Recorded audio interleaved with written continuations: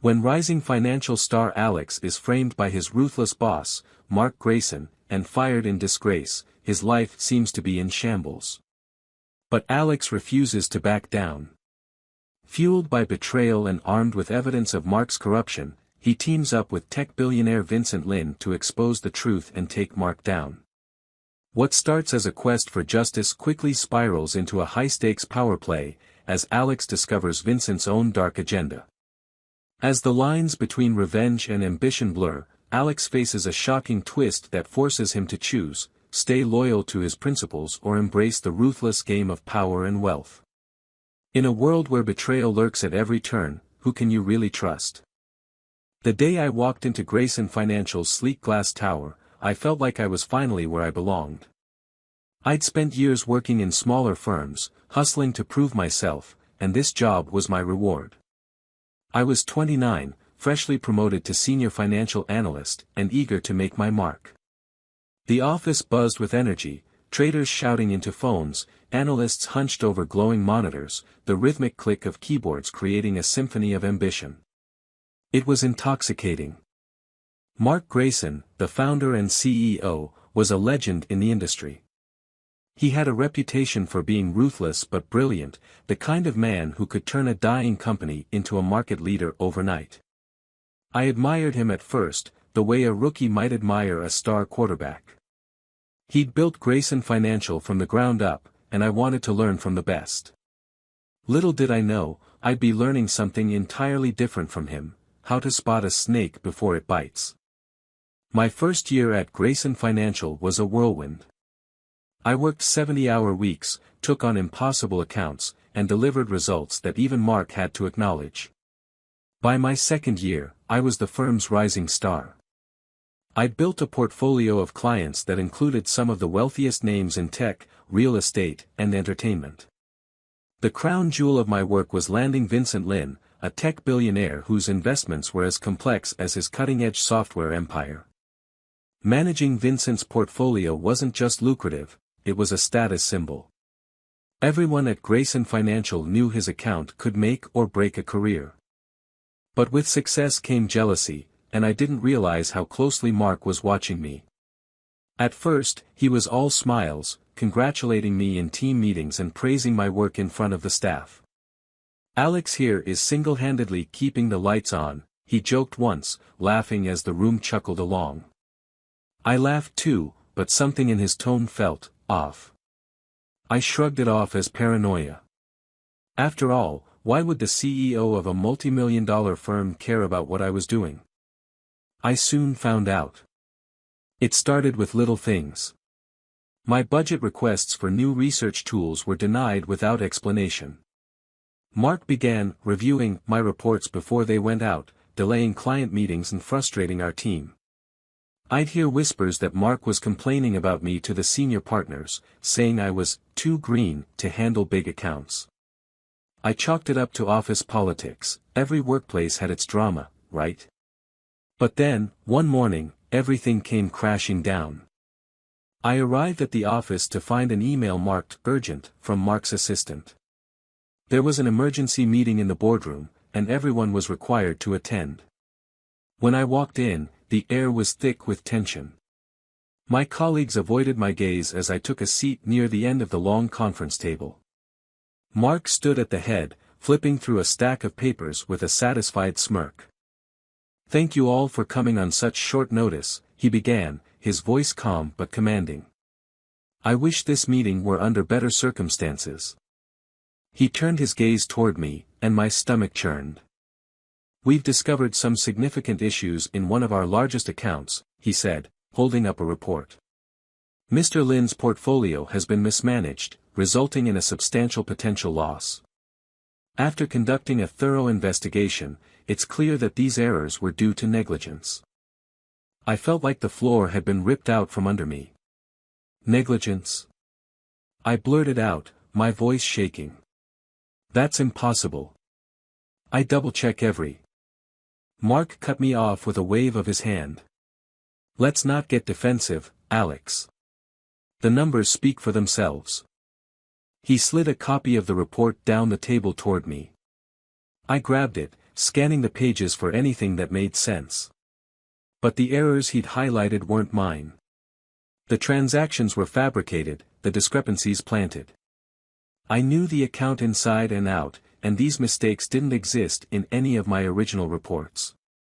"This must be a mistake," I said, trying to keep my voice steady. "I'd never make these kinds of errors." Mark sighed dramatically, like a parent dealing with a petulant child. "I wish that were the case, Alex. But we have a responsibility to our clients. Until we can sort this out, I'm afraid we'll need to reassign Mr. Lin's account. Effective immediately." The room was silent except for the faint hum of the air conditioning. I wanted to scream, to throw the report in Mark's face and demand an explanation. But I knew that would only make me look worse. Instead, I clenched my fists under the table and forced myself to stay calm. "And what about me?" I asked. "Am I just supposed to sit around while you—" "Consider this a probationary period," Mark interrupted. "Take some time to reflect on how this happened. We'll revisit your role in a few weeks." Probation. The word hit me like a punch to the gut. It was corporate speak for "you're done here." I looked around the room, hoping for support, but no one met my eyes. Co-workers I'd spent years helping, mentoring, and even covering for sat there in silence, too afraid to stand up to Mark. I was on my own. By the end of the week, my fears were confirmed. Vincent Lin's account was handed off to Mark personally, and my access to all major projects was revoked. Without a pipeline of clients, I was dead weight, and Mark knew it. A week later, I was called into HR and told my position had been eliminated. They called it a restructuring, but we both knew the truth. Mark had orchestrated the whole thing to push me out. I packed up my desk that afternoon, trying to ignore the pitying glances from my colleagues. It felt surreal, like a bad dream I couldn't wake up from. I'd worked harder than anyone else in that office, and for what? To be framed and discarded like garbage? As I rode the elevator down to the lobby, I replayed the past few weeks in my mind, searching for something I could have done differently. But the more I thought about it, the clearer it became, this wasn't my failure. It was Mark's plan all along. When I stepped out onto the sidewalk, the winter air stung my face, sharp and unforgiving. I stood there for a moment, clutching the box of my belongings, unsure of what to do next. Part of me wanted to go home, crawl into bed, and forget this nightmare ever happened. But another part of me, the part that had fought tooth and nail to build my career, refused to let Mark win. He thought he'd buried me. He thought I'd disappear quietly, just another casualty of his ego. But he was wrong. I wasn't going to let him get away with it. If Mark wanted a fight, I'd give him one. When I left Grayson Financial that day, the fire in my chest burned brighter than my fear. I didn't have a job, I didn't have my biggest client, and my professional reputation was smeared. But I still had something Mark couldn't take from me, the truth. I didn't know exactly how I was going to use it yet, but I swore to myself that I'd make him regret ever crossing me. For the first few days, I laid low. I stayed in my tiny apartment, eating instant noodles and staring at my laptop. It felt like I was in freefall. One moment, I was at the top of my game, and the next, I was just another unemployed 30-something trying to figure out my next move. My LinkedIn inbox was flooded with pitying messages from former coworkers. "So sorry to hear what happened. If you need a reference, let me know." I didn't reply to any of them. I didn't want sympathy, I wanted revenge. But revenge wasn't going to pay my bills, at least not right away. I needed a plan. I started by doing what I do best, research.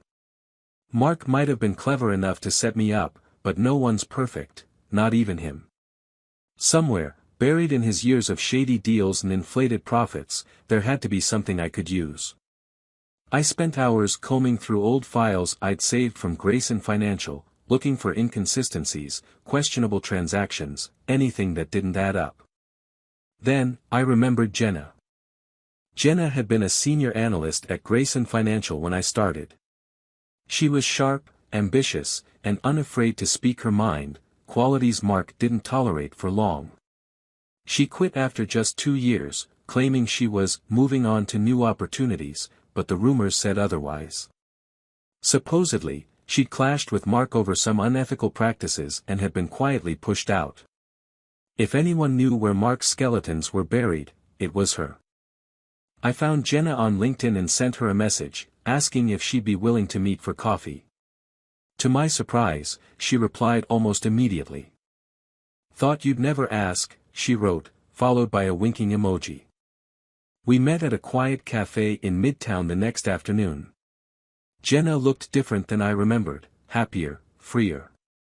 Her cropped blonde hair and leather jacket made her seem more like an artist than a former financial analyst. "Alex," she said, smiling as she slid into the booth across from me. "I heard about what happened. Mark strikes again, huh?" I nodded, feeling a lump form in my throat. "You're not surprised?" "Not even a little." She leaned back, crossing her arms. "He's been playing dirty since day one. You were just his latest target." "That's what I wanted to talk to you about," I said, lowering my voice. "I need to find something on him, something big enough to take him down." Jenna's eyes widened slightly, and she let out a low whistle. "You're playing with fire." "Maybe.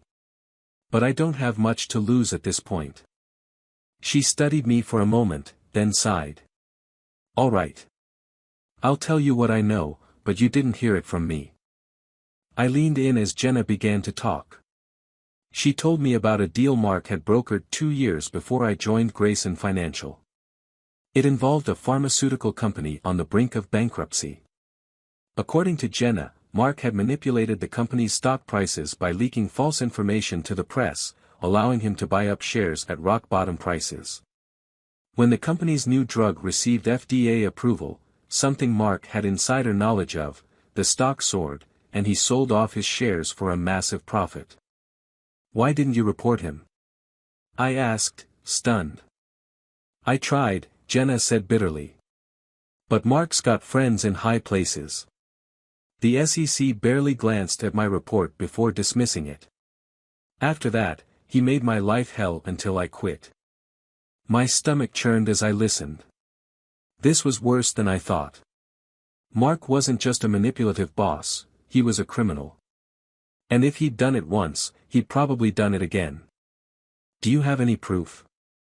I asked. Jenna shook her head. "Not anymore. I deleted everything when I left.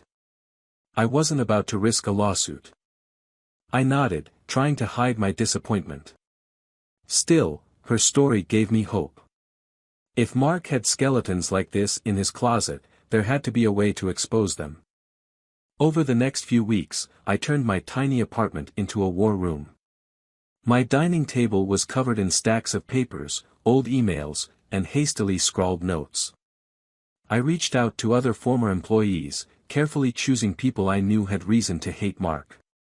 Most were hesitant to talk, but a few shared useful tidbits, nothing concrete, but enough to paint a clearer picture of his shady practices. One night, while combing through some old emails I'd saved, I stumbled across something that made my heart race. It was a chain of messages between Mark and a junior analyst named Ryan. The emails were vague, filled with financial jargon, but one line stood out.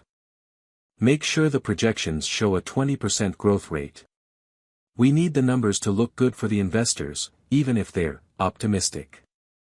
It didn't take a genius to figure out what was going on. Mark had been inflating projections to lure in new clients, a classic bait-and-switch. It wasn't as flashy as insider trading, but it was definitely illegal. And with the right context, it could be enough to get the SEC's attention. But I wasn't ready to go to the authorities just yet. If I was going to take Mark down, I needed to do it in a way that hurt him where it mattered most, his reputation and his wallet. That meant going after his clients. Specifically, Vincent Lin.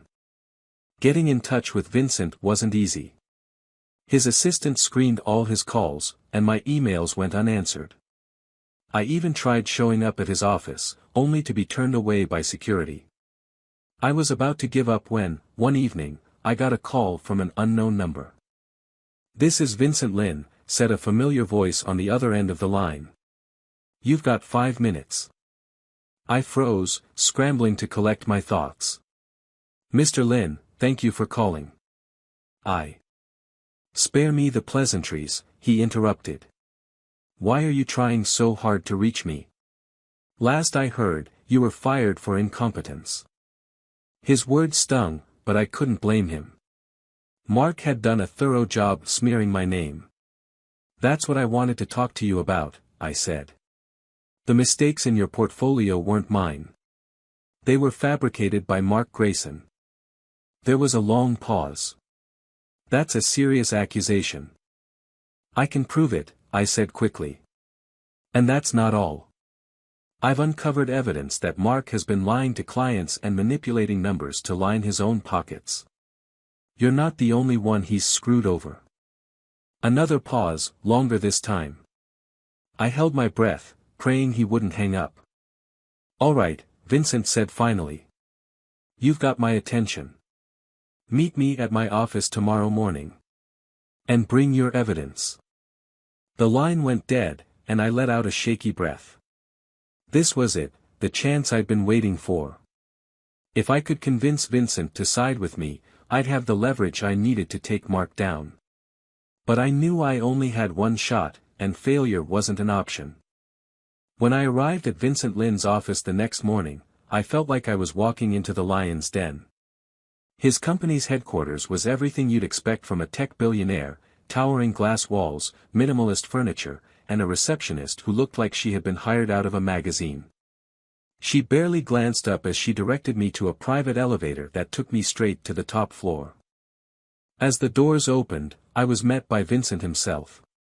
He was lean and sharp, with the cold, assessing gaze of someone who'd built an empire on spotting weakness. He didn't bother with a handshake, just gestured for me to follow him into his sprawling corner office. "Let's get this over with," he said curtly, sitting down behind his desk. "You said you have proof. Show me." I slid the folder of documents across the desk, my palms slick with sweat. "This is everything I've gathered. Emails, reports, client accounts. It's all there, proof that Mark manipulated your portfolio and evidence of other clients he's defrauded over the years." Vincent opened the folder and began flipping through the pages, his expression unreadable. For several agonizing minutes, the only sound in the room was the faint rustle of paper. I sat on the edge of my seat, my heart pounding with each second of silence. Finally, he closed the folder and leaned back in his chair. "This is interesting," he said, his tone neutral. "Interesting?" I repeated, my voice rising slightly. "Mr. Lin, Mark Grayson stole from you. He used your trust to line his own pockets and then destroyed my career to cover his tracks. If this doesn't make you angry—" "Stop," Vincent said, raising a hand. "Do you think this is the first time someone's tried to cheat me?" I froze, unsure how to respond. "People like Mark are everywhere," he continued.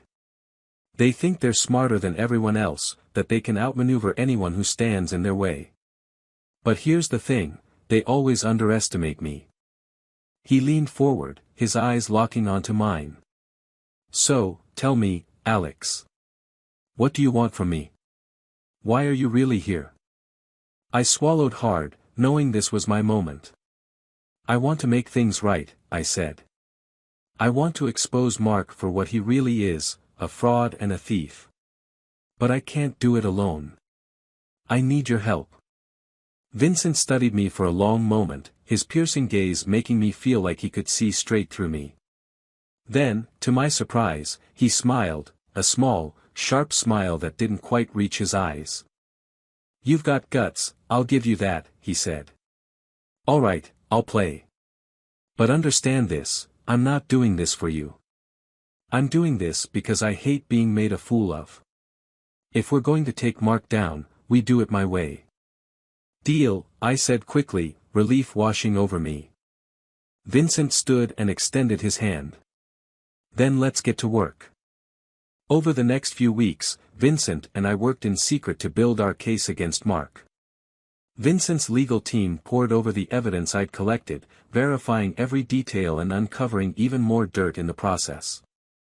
They found discrepancies in Grayson Financial's financial statements, inconsistencies in client accounts, and a suspicious pattern of inflated projections that matched the emails I'd found. It was a smoking gun, and it was enough to destroy Mark's career. But Vincent wasn't satisfied with just handing the evidence over to the authorities. If we go to the SEC now, it'll take months, maybe years, for them to build a case, he said during one of our late-night strategy sessions. By then, Mark will have found a way to spin this in his favor. We need to hit him where it hurts. And where's that? I asked. His clients, Vincent said, his eyes gleaming. If we can show them the truth before Mark has a chance to cover it up, they'll pull their accounts. Without clients, Grayson Financial is nothing. It was a risky move, but it made sense. Mark's entire empire was built on his reputation as a financial genius. If we exposed him as a fraud, his clients would abandon him in droves. And without their money, he wouldn't just lose his company, he'd lose everything. Vincent set up a private meeting with several of Grayson Financial's biggest clients. He invited me to join him, but I hesitated. What if they don't believe us? I asked. Mark's had years to build their trust. They'll believe me, Vincent said confidently. I've got more credibility in my pinky finger than Mark has in his entire body. All you have to do is show them the proof. The meeting took place in a sleek conference room at one of Vincent's satellite offices. The air was thick with tension as the clients filed in, their faces a mix of curiosity and suspicion. Among them were CEOs, real estate moguls, and hedge fund managers, powerful people who didn't take kindly to being lied to. Vincent wasted no time. He stood at the head of the table, his presence commanding. "Thank you all for coming," he began. "I know you're busy, so I'll get straight to the point. You're here because you've trusted Mark Grayson with your money. But I'm here to tell you that trust has been misplaced." He gestured for me to hand out the folders we prepared, each one containing the damning evidence against Mark. As the clients flipped through the documents, their expressions shifted, from confusion to shock to anger. "This can't be right," one of them said, his voice tinged with disbelief. "Mark's been managing my accounts for years." "He wouldn't." "He would," Vincent cut in sharply. "And he did. He used your money to pad his own profits, all while feeding you inflated projections to keep you in the dark. The proof is in front of you." Another client, a hedge fund manager named Elise, slammed her folder shut.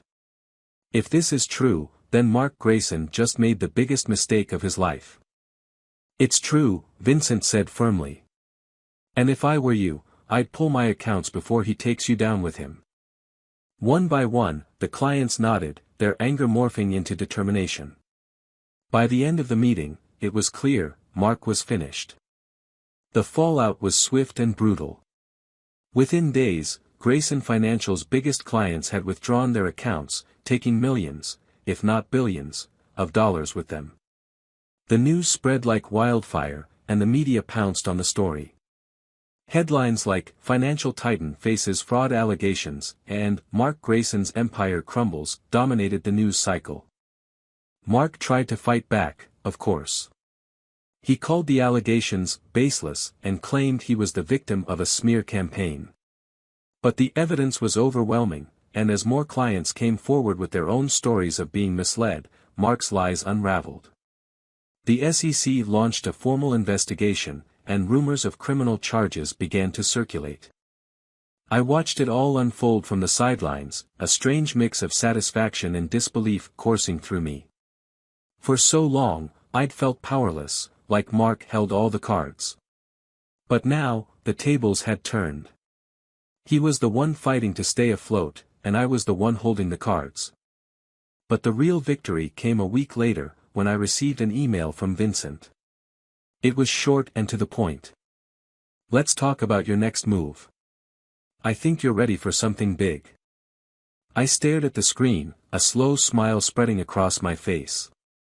For the first time in months, I felt like I was in control of my future. And I knew one thing for certain: this was just the beginning. When Vincent Lin invited me to his office a week after Mark's downfall, I thought it was to discuss the next steps in my career. Maybe he wanted to hire me as his personal financial advisor, or even bring me into one of his companies. After everything we'd accomplished together, I assumed this was my big break. But the moment I walked into his office, I sensed something was off. Vincent was sitting behind his massive oak desk, but his usual cool, calculating demeanor was replaced by something else, something darker.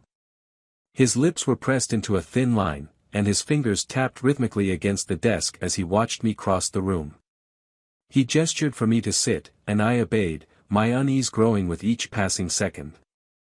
"Alex," he said finally, leaning back in his chair. "You've done well. Really well. You should be proud." "Thank you," I replied cautiously. "I couldn't have done it without your help." He smiled faintly, but it didn't reach his eyes. "No, you couldn't have. Which brings me to why you're here." I frowned. "Is something wrong?" Vincent steepled his fingers and studied me, his gaze sharp enough to cut glass. "You've proven yourself to be resourceful, persistent, and ruthless when necessary. Those are qualities I admire. But they can also be dangerous." "Dangerous?" I repeated, my stomach twisting. "I don't understand." He tilted his head, his eyes narrowing. "Let me ask you something, Alex. What exactly did you think would happen after we took down Mark?" I thought we'd expose him, hold him accountable," I stammered. "And we did." Vincent let out a low chuckle, but there was no humor in it. "Yes, we did. And now, Grayson Financial is in shambles. Mark's reputation is destroyed. The SEC is breathing down his neck, and his clients have abandoned him. But you see, Alex, power doesn't just disappear. It moves." "What are you talking about?" I asked, my voice shaking. "I'm talking about opportunity," Vincent said, his tone soft but menacing. "Mark's clients didn't just vanish into thin air. They needed someone new to trust. Someone with a spotless reputation. Someone who could step in and take over their portfolios seamlessly." Realization hit me like a punch to the gut. You took them." Vincent's smile widened, and this time, it reached his eyes. "Of course I did. While you were busy playing the hero, I was positioning myself as the obvious choice. The moment Mark's empire fell, I swooped in and absorbed his client base. Do you have any idea how much money I've made in the past week?" I felt like the air had been sucked out of the room. "You used me." "I prefer to think of it as a mutually beneficial arrangement," Vincent said smoothly. "You got your revenge, and I got control of one of the most lucrative client rosters in the industry. Everyone wins. Except Mark," I said bitterly. "And except you, if you're not careful," Vincent replied, his voice hardening. "You're smart, Alex, but you're also naive. Did you really think this was just about justice? This is business. And in business, there's no room for sentimentality." I stared at him, my mind racing. Part of me wanted to storm out, to expose Vincent for the opportunist he was. But another part of me, a darker, more pragmatic part, knew he was right. Mark had played the game and lost, and Vincent had simply played it better. If I wanted to survive in this world, I'd have to learn to do the same. "What do you want from me?" I asked finally, my voice hollow. Vincent leaned forward, his expression unreadable. "I want you to join me."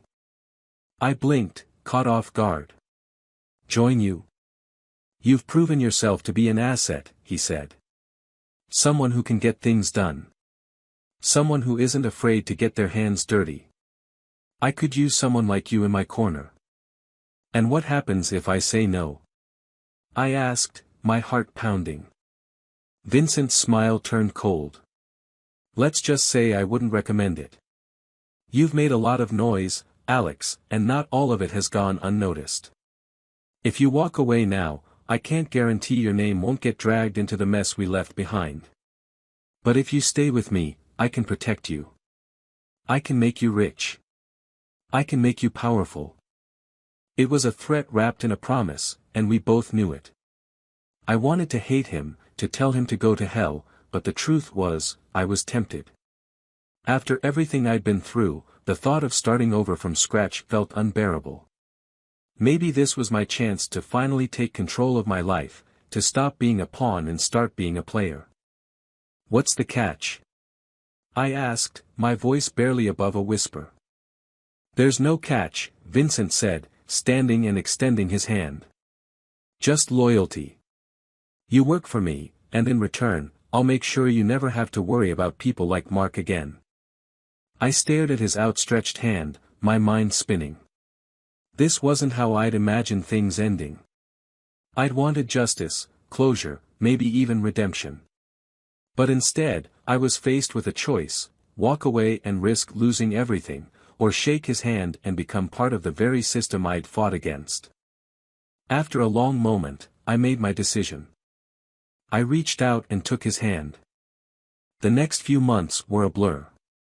Vincent kept his promise, bringing me into his inner circle and giving me access to resources I'd only dreamed of. Together, we expanded his financial empire, taking over accounts, crushing competitors, and amassing more wealth than I'd thought possible. But as the months turned into years, I couldn't shake the feeling that I'd lost something in the process, something I could never get back. One night, as I sat alone in my penthouse apartment, I received an anonymous email. The subject line read, "How long do you think he'll let you stay on top?" Attached was a single file, a copy of an SEC report implicating Vincent in a new scheme that made Mark's crimes look like petty theft. I stared at the screen, my heart pounding. I thought about everything Vincent had given me, and everything he'd taken. And for the first time since I'd shaken his hand, I wondered if I'd made a mistake. Because if there was one thing I'd learned, it was this: in Vincent Lin's world, loyalty was just another transaction. And sooner or later, every debt came due.